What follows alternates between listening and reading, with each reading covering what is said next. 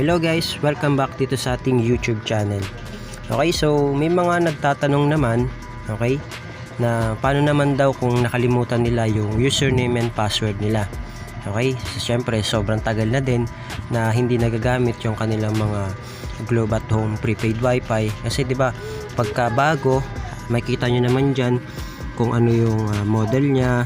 Ayan, B312939. Okay, andyan din yung password nya. Okay, ayan yung username tsaka yung password. Andyan din po yung IP address nya.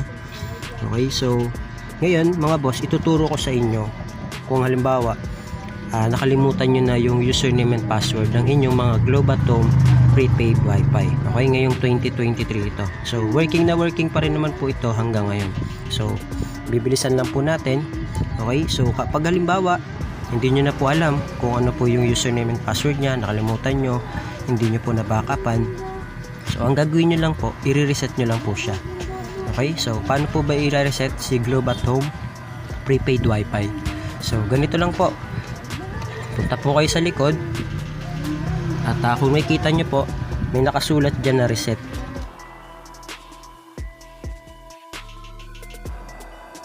Okay, so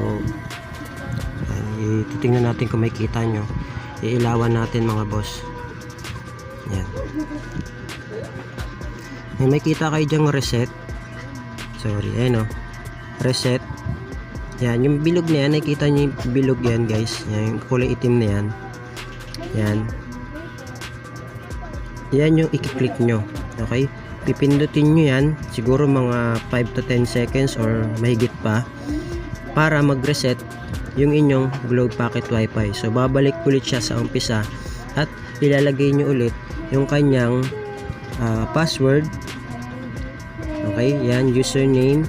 Ayan, username tsaka yung password nya. Okay, so once na ma-reset nyo yan, attend sa yung maliit na yan.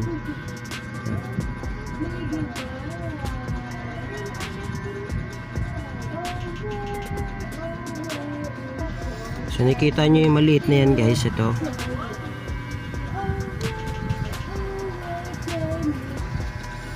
Yan, kung nakita nyo, medyo madilim kasi. Kung nakita nyo to, ito. Yan, yan yung i-reset nyo, i-click nyo lang yan sa loob nyan. Pipindutin nyo yan na mga ilang segundo para mag-reset yung inyong Globe at Home prepaid wifi. Okay, tapos ipapasok nyo yung username and password nya.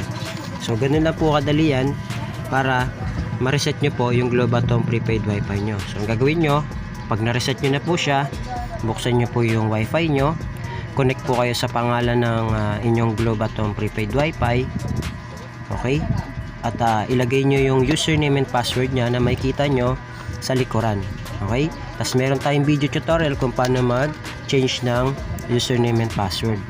Okay, para hindi kagad makakonect yung mga kapitbahay nyo na gusto may connect sa inyo. Okay, isa rin sa mga dahilan kung bakit humihina yung inyong internet signal, kasi marami ring kumokonek. Syempre kapag maraming nakakonect, nagagawa na kayo dun sa inyong signal. Okay, dun sa internet data nyo. Okay, so pag mas marami, mas babagal.